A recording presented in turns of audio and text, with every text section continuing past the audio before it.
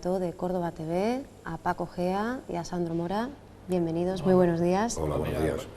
El primer mes del año se cerraba la semana pasada con esa concentración en la fuente del Boulevard Gran Capitán en apoyo a las familias de la Corrala de Vecinas La Utopía. 36 familias que desde hace meses ocupan un edificio abandonado perteneciente a Ibercaja Banco. Una vez más, Paco, Sandro, se miran frente a frente el derecho a la propiedad privada y el derecho a la vivienda y sobre todo a una vivienda digna. Sí, en este caso ha vuelto a privar el derecho a la propiedad privada por encima del derecho a vivienda, y es porque dentro de las competencias legales o de la competencia jurídica no se hace una distinción sobre el derecho de posesión, sobre el derecho de propiedad, ni siquiera sobre el término inmueble y el término vivienda, que debería ser una distinción que debería empezar a tratarse, ¿no? Un piso vacío es un inmueble, mientras que un inmueble, una vez que hay gente habitándolo, debería considerarse una vivienda. Si el derecho a la vivienda es un derecho protegido, constitucional y un derecho fundamental como el derecho a la vida, debe estar completamente protegido y debe privar por encima del derecho de propiedad.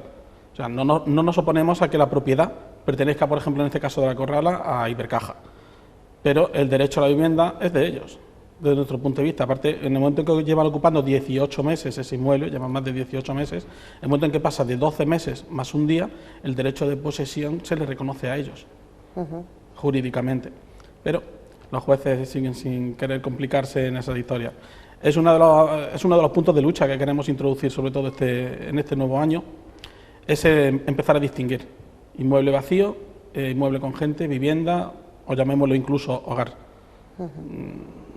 No se debe seguir permitiendo que una familia tenga que dejar su hogar, una vivienda por no haber pagado. El inmueble puede seguir perteneciendo al banco, tiene que ser de propiedad, pero la familia debe continuar en su casa, en su vivienda. Y en este caso de la Corrala, echar a 34 familias a la calle, cuando han presentado además un proyecto de autoempleo, utilizando los bajos del edificio para poder mantenerlo, poder mantenerse ellos mismos. No hablamos además de familias como las conocemos, la mayoría son madres con hijos y con hijos menores de edad. Efectivamente, desde hace tiempo se ha buscado ese acuerdo que permitiera el alquiler social, pero la Corrala tiene ya fecha de desalojo. Las familias tienen un plazo de 15 días para el abandono voluntario, hasta el 15 de febrero, fecha para la cual entendemos que estos desahucios se está preparando, ¿no? Vosotros, como miembros de la plataforma, tendréis mucho que decir y sobre todo mucho que hacer, ¿no? Arropando a estas más de 100 personas, entre las que se encuentran, recordemos, pues ancianos y niños e incluso enfermos. Sí, además el movimiento andaluz, que está creado no hace mucho tiempo, el movimiento andaluz por el derecho a la vivienda digna, en la última reunión que hubo en Almería se planteó precisamente que la Corrala no podía abandonar, por la desprotección de los menores, por la desprotección de las personas mayores y de los enfermos que había allí dentro. Además de que lo reconoce tanto la Junta de Andalucía como el Estado o incluso los derechos humanos, está denunciado delante de la ONU por el tema de la falta de agua. Es decir, es un derecho vital a la vida y están denunciados allí para que puedan darle unas resoluciones favorables. Están ahora mismo, hay compañeras de la Corrala, están en Zaragoza, están intentando mantener reuniones con Amado Franco, que es el presidente de Ibercaja, porque bueno, él ha hecho muchas declaraciones públicas diciendo que era muy importante que los inmuebles no estuvieran vacíos y si fueran ocupados incluso con alquileres sociales de 100 euros, cosas así, decía. Bueno, pues ahora es cuando tiene que dar el paso al frente, y ya sé que le molesta a él que se haga mención a su nombre y en los medios y demás, pero yo le digo que Amado Franco tiene que sentarse con la familia de la Corrala y negociar para que se les pueda gestionar la vivienda allí, con luz y agua, que además es un tema que no se ha tocado, pero llevan desde el primer día sin luz y agua viviendo, y eso es muy duro para una familia. Claro, porque la vivienda digna incluye, ¿no?, ese... Para nosotros primordial, eso es una de las campañas. Vosotros tenéis esa campaña, ¿no?, Stop a ese corte de suministros. Correcto. No puede haber una vivienda digna sin energía, sin agua, sin esos medios de subsistencia. Los suministros básicos es muy importante para que la vivienda sea digna, si no solamente sería 4 paredes. Claro. Para la realización de la vida dentro, que es lo que decía Sandro, el tema de inmueble o vivienda hogar, la diferencia está ahí, es decir, que lo habitan personas y tienen que vivir con un mínimo de posibilidades.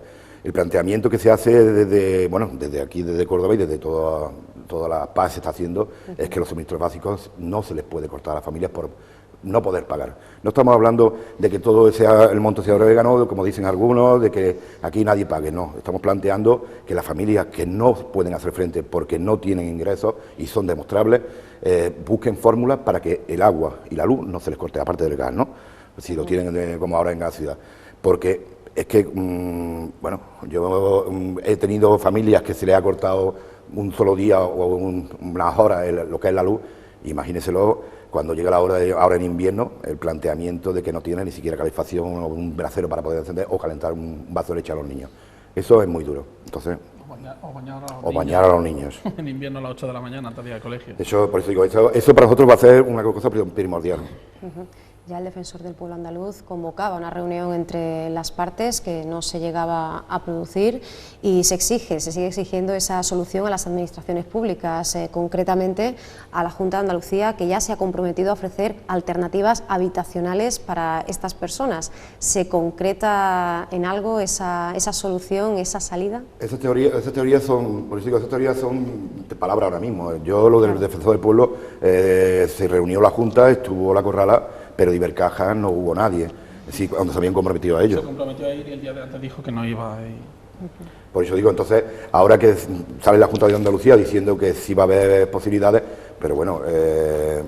Han agotado hasta el final y yo ayer estuve hablando más personalmente con una familia de la Corrala, llamé por teléfono porque se habían reunido, comentarles que estamos haciendo acciones en apoyo de ellos y cómo vamos a plantear la forma de continuar con la lucha a partir del 15 de febrero. Sobre todo ya no solamente de Córdoba, sino a nivel andaluz, y ellos ahora mismo no tienen ninguna notificación de la Junta, ni tienen ninguna solución ofrecida por parte de la Junta. Si la Junta ha dicho que va a movilizarse, pues esperaremos a que se concrete, pero después del trabajo que han hecho allí en aquel bloque de edificios para que se siga manteniendo vacío, veríamos más viable que les pudiesen poner acceso a luz y agua y que continuasen allí. Claro. Hablábamos antes de esas lagunas legales y, de hecho, el grupo 17 de marzo, que lleva la defensa legal de las familias, recurrirá el auto de desalojo ante la Audiencia Provincial de Sevilla. Alega que debe existir opción de realojamiento y que todo esto tiene que ajustarse a derecho, ¿no? Nos seguimos encontrando esos ángulos muertos en el proceso, ¿no? Sí, más en estos casos habiendo menores. Se supone que la Fiscalía debería intervenir cuando hay temas de desahucios, cuando hay menores, y no interviene de oficio, incluso después de recurrir a ellos, ¿no? También es otra vía que queríamos empezar a explotar este año, en todos lados. Pero sí, hay muchos huecos legales porque volvemos a lo mismo. No se considera la vivienda como una función social, no existe la función social de la vivienda y sigue primando el derecho de propiedad privada, así que siempre exactamente lo mismo. No. Y de todas maneras también esto de las lagunas se deberían de cubrir, porque cuando se legisla o cuando los jueces imparten justicia, dicen que tiene que ser con arreglo a la realidad social que hay en el momento. Bueno, pues si hay una emergencia habitacional de esta familia, donde hay niños, donde hay enfermos y mayores, bueno, pues deberían de haber pensado en no desalojarlo a las 36 familias haciendo golpe y porrazo. Y menos en un plazo de 15 días. Es un plazo de 15 días, eso es primar, desde luego, lo privado por encima de todo. Todos somos nosotros los que tenemos que presionar, y ya no solamente a la Junta. Lo primero que tenemos que hacer es empezar a meter determinado vocabulario en la gente. Es el modo de empezar a presionar. Igual que hace 2 años no se conocía el término de acción en pago, ejecución hipotecaria, cláusula suelo, interés de demora, etcétera, pues esto es exactamente lo mismo. Es empezar a introducir en el vocabulario de la gente función social de la vivienda, vivienda digna, suministros básicos, derecho a la vivienda, inmueble vacío, inmueble con gente vivienda, y que de ese modo empezar a presionar. Es tema de concienciación. Esto es parte del trabajo, parte de la tarea del Centro Social Rey Heredia, que hace unos días también se enfrentaba, ¿no?, a esa vista oral, a esa declaración de los 8 imputados. El trabajo continúa, sigue adelante, se acaba de presentar ese programa de actividades para esta semana, pero pende, ¿no?, sobre sus cabezas esa amenaza, esa posible futura orden de desalojo. Y bueno, y a raíz de esto, como respuesta, pues se ha realizado esa campaña, ¿no?, de autoinculpación, en la que incluso colaboraba Julio Anguita, que por cierto estuvo allí también en ese día, en los juzgados. No sé si pues acciones de este tipo se podrían adaptar al caso de La Corrala, que todos hiciéramos un poco ese Fuente Ovejuna, ¿no? Todos estamos aquí y de aquí no nos mueven. Se está haciendo, es decir, de hecho hay una campaña muy fuerte en las redes sociales que ahora se mueven mucho, con teléfonos de la secretaria de Amado Franco, de Ibercaja, la central, y bueno, tanto fax como teléfono y demás, para que la gente pueda llamar y decirles que son parte de La Corrala, y decirles dónde son y intentar presionar y cuando hablamos de presionar, yo digo porque hay una diferencia, es que muchas veces se nos considera como que somos muy radicales en este sentido, pero es que hay vida en juego. Siempre nosotros planteamos que partimos de la base de que hay vida en juego y somos los más débiles, tenemos que unirnos para luchar. Entonces, las redes sociales es un buen medio y aquí en las distintas provincias de Andalucía lo que se está haciendo, se ha hecho a la vez o ocupación o estar en la puerta de esta Ibercaja, recogida de firmas, de apoyo, y en fin, distintos medios, pero con la idea de que la gente se sensibilice, que no se dé cuenta que solamente que son dos bloques ocupados, que no es esto, sino que hay una sensación de que si perdemos esos bloques, perdemos la posibilidad de seguir luchando por la vivienda digna, y es que nosotros lo consideramos como una bandera. Una concienciación que está llegando incluso a algunas administraciones locales. Hace muy poco pues recibíamos esa noticia del Ayuntamiento de Barcelona, que ha querido dar un paso adelante en la dirección de la plataforma de afectados por la hipoteca, al apoyar las reivindicaciones de la PAF a través de esa declaración institucional en el Pleno Municipal. Proponen, por un lado, detectar y registrar los pisos desocupados de Barcelona, empezando por los que pertenecen a grandes empresas y entidades financieras, y el inicio de procesos sancionadores contra estos casos. ¿Cómo de cerca, de lejos, estamos en el sur, en Andalucía y concretamente en Córdoba? Más complicado. La competencia. El tema de competencia local, pues este año vamos a presentar mociones constantemente durante todo el año, vamos a tener una presencia constante, donde vamos a presentar medidas parecidas, pero tenemos un problema de competencia. Nosotros en Andalucía no tenemos competencia de derecho civil como lo tienen en Cataluña, y esa es la laguna que nosotros tenemos, la laguna legal. Es el escollo enorme que claro, tenemos que lo que allí se pueda presentar, aquí ahora mismo no se puede aprobar. Tenemos el ejemplo del recurso del Constitucional del Partido Popular presentado ante la ley de antidesahucios que tenía la Junta de Andalucía. Es exactamente el mismo motivo. Al no tener competencia, lo meten en el Constitucional y es meterlo en una nevera durante 7 o 8 años hasta que se decida. Entonces, nuestras medidas de presión, por mucho que presionemos a la Administración, e incluso una vez aunque consiguiésemos que la Administración local se comprometiese, luego hay que estar encima de ellos para que se cumpla, porque una cosa es lo que se diga cara a la galería, en un pleno, en una moción, y otra cosa es que luego se cumpla. Nosotros nos venimos reuniendo regularmente, tanto con la Junta de Andalucía como con el Ayuntamiento, en una misma mesa ambas partes, y tenemos que ser nosotros los que vayamos detrás de ambas instituciones para que las cosas se vayan cumpliendo. Sí, de hecho hay mociones aprobadas. Tenemos dentro del Ayuntamiento tenemos mociones aprobadas de la vivienda de contingencia, o por ejemplo en relación con estos desahucios que bueno, si no presionamos el día a día casi no lo vemos, no vemos esa relación. Pero bueno, de todas maneras el planteamiento, cuando habéis hablado de la vivienda vacía, nosotros cuando planteamos, digo porque también algunas veces ellos tratan, estos poderes de bancos financieros, tratan de asustar a la gente. Nosotros cuando hablamos de vivienda vacía siempre hablamos de grandes inmobiliarias que pertenecen a los bancos o viviendas de los bancos, expropiadas a familias que la han perdido. Nunca hablamos de la segunda vivienda de la persona que la tiene, porque incluso nosotros tenemos casos de familias que han tenido que eran de alquiler y no han podido pagar el alquiler, y la persona que los tenía alojados no podía pagar la hipoteca, y hemos tenido que buscar la solución para las dos familias. Bueno, entonces no planteamos nunca que cuando tenemos que ocupar una vivienda se haga de cara a una familia normal y corriente que tiene otra vivienda para poder hacerlo, ¿no? Estamos hablando de bancos y de grandes inmobiliarios que además normalmente pertenecen a los grupos de los bancos. Eso es lo que nosotros planteamos. Esa vivienda no puede estar cerrada. Hay que darle la función real, la función social de la vivienda. Hay que crearla realmente, llevarla a la ciudadanía. Y las instituciones son las que tienen que cargarse de ello. Nosotros podemos presionarles, pero son ellos. Y a día de hoy no lo hacen. Y en Andalucía tenemos ese grave problema, las competencias en derecho civil. Mientras eso no se solucione, y eso ya no está de nuestra mano, está de la mano de todos, no vamos a poder presionar. Cualquier ley que salga relacionada con la vivienda siempre va a ser, a día de hoy, va a ser cortada, como se ha demostrado. Sí, como hemos visto recientemente, sí. Que también es verdad que era una ley que se quedaba corta para nuestras reivindicaciones, Muy corta. pero sí se había convertido en una herramienta muy útil para nosotros a la hora de negociar con las entidades financieras y las familias. No es lo mismo decirle a un banco, voy a estar 2 años sin pagar hasta que llegue la ejecución hipotecaria y llegue la fecha de irme de mi casa, que voy a estar 5 años, porque cuando llegue esa fecha me voy a quedar en mi vivienda, porque voy a ir a la Junta de Andalucía, expropio el inmueble y me quedo otros 3 años más con un alquiler. Entonces, es una herramienta de presión que nosotros teníamos. Más allá también de que el texto también reconocía la función social de la vivienda, que es lo más importante. Pero...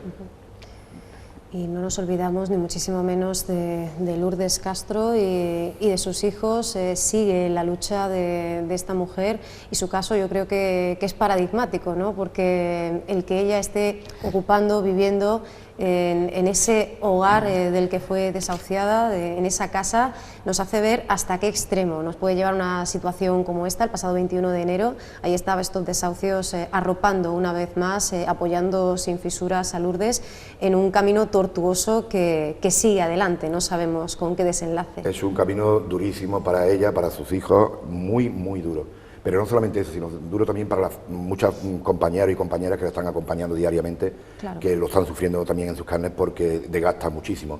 La incertidumbre de ver que por ejemplo ahora mismo ha salido una sentencia en la que tiene que abandonar su casa también, o su hogar, porque la propiedad ya sabíamos que era de unos elementos, propiedades residenciales, pero es que además está en Luxemburgo, es decir, que y pertenecen o están dentro de relacionadas con el Grupo Santander, es decir, que aquí es que las cosas siempre se las tapan ellos muy rápidamente y los que tenemos que demostrarlo todo somos nosotros, los más débiles. Pero bueno, lo que sí es importante es que ellos no van a estar solos, es decir, ni los niños ni ellos van a estar solos, vamos a seguir luchando, sea con la justicia, porque parece ser que se están preparando recursos. Y además vamos a intentar denunciar también ante la Fiscalía de Menores y ante el juez del decano el tema de la desprotección de los niños, que para nosotros consideramos que es muy importante, no solamente que ella se quede en la calle, es que tiene 2 hijos menores que se quedan desprotegidos completamente y la situación ahora mismo suya es muy extrema. Ella lo está pasando mal, pero también tiene una fortaleza increíble. Ella sabe que no está sola, que nosotros vamos a estar con ella ahora y siempre, en lo que ella nos pida y necesite, pero la verdad que el día a día es muy duro para una familia que no sabe qué va a pasar mañana. Porque, como decía Agua Santa, una vecina de Zaragoza, en el entorno de la problemática de La Corrala, no es el caso ya de las familias de la Utopía, no es el caso ya de Lourdes, es la situación extrema límite de muchas personas, y es que los datos que arrojaba, que se arrojaban desde el Observatorio DES en colaboración con la PAC de Barcelona, ese informe publicado en la segunda quincena de diciembre del año pasado, son tremendamente alarmantes y además iban en esa dirección en la que se está incidiendo ahora mucho, ¿no? Y es ver ya las consecuencias, el impacto en todos los órdenes de la vida de una situación sostenida como esta durante meses e incluso durante años, y por esa razón hace muy poco se presentaba en la Casa Azul ese trabajo de investigación, desahuciar, desalojar, ejecutar, por parte de Elena Ruiz Peralta en colaboración con la plataforma 15M Stop Desahucios.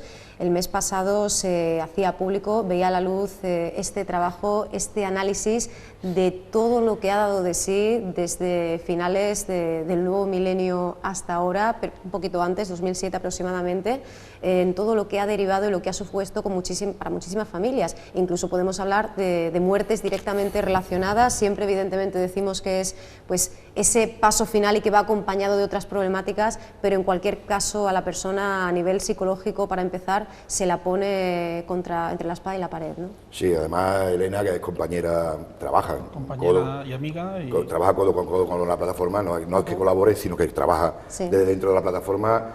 Ha hecho un estudio, porque ella ha hecho un máster de antropología médica y ha hecho un estudio, se ha basado en estudios de ver cómo influye la plataforma. Yo cuando lo presentó en la Casa Azul, la verdad que me adaptó las palabras, porque claro, el estudio es médico y tuvo que adaptar las palabras un poco a nosotros, al lenguaje de diario nuestro, pero la verdad que sí es cierto que cuando nosotros llegamos a la plataforma nos encontramos con que estamos deprimidos, con que nos automedicamos o nos medican los médicos, en fin, todo son enfermedades. Eso lo convertimos en rabia, en ganas de luchar e incluso en sonreír el día a día con todas las dificultades que eso conlleva. Eso es una transformación completamente la unión, el no estar solo y el estar juntos con ver que tu problema no es tuyo, sino que es de todos y que tenemos que juntarnos mucha gente para poder cambiar estas cosas. Entonces, eso lo ha hecho ella de una fórmula, bueno, que nosotros la sabíamos, pero que nos la ha puesto delante de los ojos a nivel médico y ha sido muy, muy interesante. La verdad que el estudio lo presentó en la Casa Azul y creo que ahora va a hacer charlas en los barrios con la idea de que la gente lo vaya conociendo porque, bueno, yo creo que hay que destaparle a la ciudadanía. Ya hemos venido algunas veces, ya hemos hablado contigo algunas veces, y hace un año y medio, 2 años, éramos muy pocos los que estábamos en la calle y nos miraban raro. Hoy en día ya sabemos lo que dice Sandro, a la base de estar en la calle, de presionar y decir las cosas, ya nos van conociendo y saben que esto no es un problema de unos pocos, sino que es un problema de muchísima gente. Y ahora más todavía cuando se lo sigue diciendo que ya se está acabando la crisis, que ya se está creando empleo, las familias están agotando el paro, la ayuda, las personas mayores, que muchos de ellos era soporte, se están muriendo y ya no tienen ni siquiera ese soporte y se están encontrando en la exclusión social.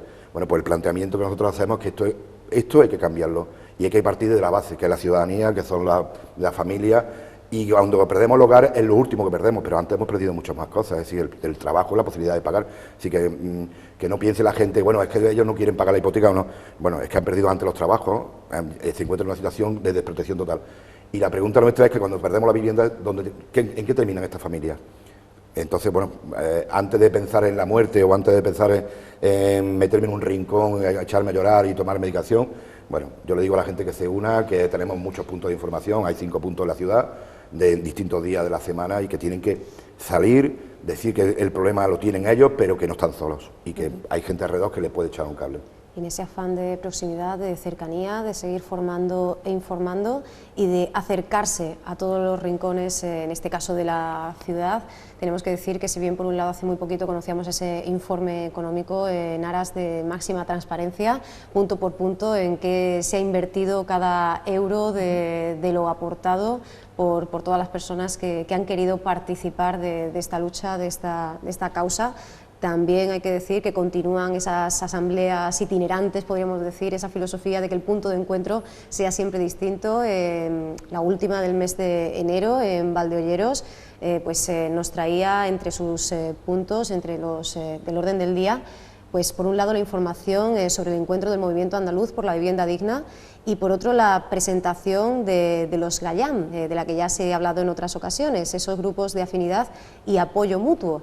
¿Qué nos podéis contar? Porque seguramente muchos de los espectadores todavía no sepa exactamente a qué nos referimos con los GAYAM. Sí, yo si quieres lo repartimos un poco, te cuento él te cuenta lo del movimiento andaluz, pero yo te digo lo del tema de los GAYAM, para nosotros es importantísimo porque es lo que da vida a la célula nuestra. Nosotros consideramos que esto es una célula y que el punto de entrada a la plataforma de desahucio es a través de los puntos, de los PI, que le llamamos nosotros, que es punto de información. Hay 5 en la ciudad y cada día de la semana hay uno y en un barrio distinto, con la idea de que cualquier familia pueda acudir. Si todavía tiene vergüenza y no se atreve a estar en su barrio, acudir a su barrio, puede acudir a cualquier otro barrio, en distintos horarios y en distintas zonas, para que nadie se pueda quedar con la duda de no quiero que me vean. Claro. Salgan fuera y lo puedan contar. Ese problema sigue existiendo. Sigue existiendo todavía, sigue existiendo. Y además muchas veces nos encontramos con que todavía se sigue pagando la hipoteca y la luz y el agua la tienen cortada o no comen. Sí, hay un movimiento de desesperación para mantener el techo. Entonces nosotros, por eso digo que cuando pasa una cosa de esa, no esperen y acudan a la plataforma y se integren dentro de ella. ¿Cómo se integran dentro de ella? Pues a través de los GAYAM. Los GAYAM para nosotros es muy importante porque son los grupos de apoyo que en vez de ser asambleas grandes, que es donde nos juntamos pues una media de 80 a 100 personas, la idea es que sean grupos reducidos por zonas de influencia de la familia, porque estén más cómodos y demás. Y la idea es que entre 12, 14 y 15 personas aproximadamente, familias, puedan hablar de su situación más despacio, se puedan conocer mutuamente más uno a otro y se puedan sentir un apoyo más cercano. Pero además de eso, que es el primer punto, es decir, recuperarnos mental y físicamente, después continuamos, pues que nos sirve para hacer trabajos dentro de la plataforma, para integrarnos en otras actividades, para aportar ideas, tanto a nivel del tema de la economía que habéis hablado, como cualquier otro tipo de acción, y poderlo hacer. Entonces lo GAYAM es para nosotros el corazón de la plataforma. Y es muy importante, y además de hecho la gente que se va integrando dentro de ellos, porque queremos que todos los que colaboran en la plataforma estén integrados dentro de un GAYAM, sean voluntarios o sean amenazados por los bancos. pero funciona porque hay una cercanía mayor, porque pasamos eso, de los llantos juntos, pues a reírnos y a la indignación y a la rabia. Es interesante. Es la acogida. Es la acogida. Es la primera acogida. Es lo que les hace no sentirse solos. Porque cuando llegan, es lo que decimos, este es un problema que la gente oculta. Oculta a sus vecinos, oculta a su familia, incluso oculta a sus hijos. Cuando llegan allí ven que por lo que ellos están pasando hay gente que ha pasado y gente que les puede apoyar, ayudar y acompañar. Sobre todo acompañar. Y luego esa es la primera fase, ¿no? Donde lo que dice él, lloran juntos, de llorar pasan a reír, pasan a comprender cuál es el problema real. Como hemos dicho antes, el problema real no es la pérdida de la vivienda, es lo que hace que desemboque en la pérdida de la vivienda, todo lo anterior, todo el sistema de precariedad que se ha creado, ¿no? Pero luego hay que pasar a una segunda fase, que es que se incorporen a un trabajo diario. En el momento en que ellos se empoderan, en el momento en que ellos empiezan a trabajar, a sentirse útiles con los demás, dentro de la plataforma y fuera de la plataforma, ellos mismos van ganando fuerza, van ganando confianza en sí mismos y automáticamente van creciendo. Es parte de, incluso se nombra en el estudio que habéis hablado antes de Elena, es lo que se dice, que la gente necesita empoderarse, necesita sentirse útil consigo mismo y también con los demás. Y eso es lo que les ayuda a tener mucha más fuerza para continuar luchando día a día. Y es lo que les hace comprender que es el problema global que siempre hablamos. No es mi problema, es el problema de todos, es nuestro problema. Y además enriquece el movimiento porque amplía las miras, es decir, y da relevos. En los trabajos da relevos, que también es importante. Claro. Necesitamos. Hablabais antes de esa necesidad de sostener el barco que se hunde, de maquillar la realidad de cara sobre todo a los niños, algo que ya nos comentaban aquí los portavoces de la Acampada Dignidad, cuando nos decían que había personas que cogían la comida y se la llevaban a casa. O sea, no que mi hijo piense que lo saco del frigorífico y que ha llegado ahí desde un supermercado y no desde un centro social que me está ayudando, que me está dando esa asistencia. Esto es realmente... Esa es la idea es que se enfrenten a ese problema la familia unida además, porque además es también terrible que muchas veces intentamos luchar por la vivienda, por el hogar, intentamos luchar y nos encontramos que los matrimonios y las familias están rotas. Bueno, pues si somos capaces de recuperar nosotros, podremos afrontar los demás. Si no, el luchar por cuatro paredes cuando la familia está rota no merece la pena. Ese esfuerzo no es rentable. Pero por eso nosotros partimos desde la base de reestructurarnos, arreglarnos nosotros mismos y a partir de ahí levantarnos, empoderarnos y ya puedes con casi todo. Sí, nunca se me olvidará una familia muy allegada que el hijo, lo conocemos, siendo menor de edad, le dijo a la madre, el problema de la casa, ¿cuál es? De dinero, ¿no? Y dijo, y dinero no hay. Pues bueno, pues da igual, aunque estamos juntos, pero debajo de un puente, pero juntos. Sí, los niños no se me olvidará. Los niños nos devuelven muchas veces la realidad. De hecho, están preparando ahora el tema de comunicación nuestra, que mantiene la web, están preparando un vídeo con niños de la plataforma que va a ser muy interesante escuchar la realidad de ellos. Esto va a ser, creo que muy interesante y muy humano. Nos tocará el corazón sin ninguna duda, la fortaleza, ¿no? Que ellos que vienen como de nuevas, pues a veces afrontan una situación tan adversa. Hablábamos de ese empoderamiento y en esta dirección camina la creación de un centro autogestionado de alimentos, que sería por un lado una red de apoyo mutuo que incluiría pues un banco del tiempo, un banco pues relacionado con el trueque de trabajos y un centro autogestionado propiamente dicho de alimentos y productos de primera necesidad. De esta manera, igual que con esos huertos solidarios, podemos poner los cimientos, ¿no?, para que sane también esa autoestima que se ve tan sumamente minada y esa estabilidad emocional. Por eso es autogestionado, porque la idea es que las familias que están en necesidad de ese tema de alimentos o otras necesidades, ¿no? Porque muchas veces hablamos de los alimentos como, bueno, por lo que se aporta de dentro de la higiene, la subsistencia. Exactamente. Entonces, bueno, pues estas familias se unen, se reúnen ellos y buscan la fórmula de gestionar esas necesidades y buscar la posibilidad de que les llegue lo que necesitan. Eso es muy interesante, muy duro, porque, bueno, familias que están pasando esas necesidades, el tener que afrontarse a ponerse a negociar con supermercados o con otro tipo de establecimientos, la posibilidad de conseguir esos recursos, para ellos está siendo duro, pero a la misma vez muy gratificante, puesto que les devuelve a la realidad, es decir, a la lucha diaria de la subsistencia. Ya no es la caridad que puede venir de otras instituciones, sino simplemente que ellos luchan por esos alimentos. Y evitamos caer en el asistencialismo. Exacto. Claro. Que es más de justicia. Claro. Efectivamente. Pues bueno, son muchas las líneas abiertas, ¿no? Antes hemos hablado de esa campaña también de los suministros, apeláis en ella a la equidad social, pero también a un modelo sostenible. Y bueno, hemos hablado de este centro autogestionado, no sé si están previstas más acciones, además de todas las que hemos intentado tocar en esta entrevista. Yo creo que con lo que hemos hablado ya tenéis muchísimo trabajo por delante, ¿no? Tenemos un calendario hecho de acciones solamente en el tema de suministros, creo que hasta abril. Sí, porque además se va a unir con el movimiento andaluz, que es lo que acordamos la última vez en Almería, y es precisamente eso, hacer campañas globales, porque el tema del agua muchas veces se puede resolver más fácilmente, puesto que es local, sea del ayuntamiento, sea de empresas públicas o concesiones, es mucho más fácil conseguir el tema del agua. Pero el tema de la luz, como son grandes empresas, monopolio, oligopolio, no sé cómo le llaman a esto, ¿no? Oligopolio financiero. Bueno, pues de esto.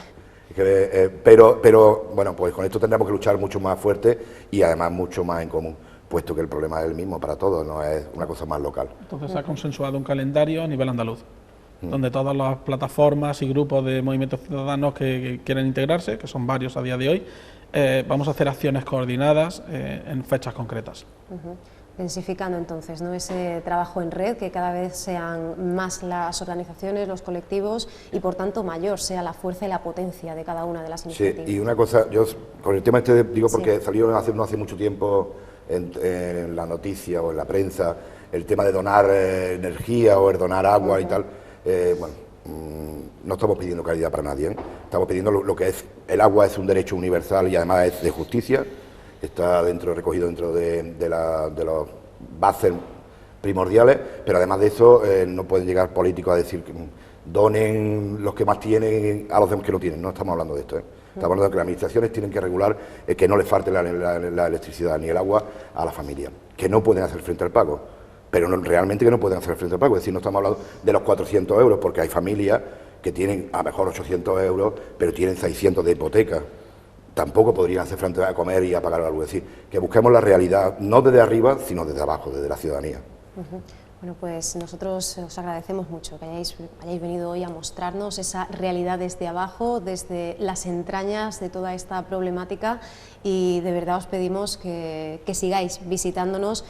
Por suerte o por desgracia volveréis a estar en la actualidad, seguiremos hablando de estos casos que hemos tocado hoy, esperemos que tengan un final feliz. Muy bien. Muchas gracias, Sandro. Muchas gracias, Paco. Gracias.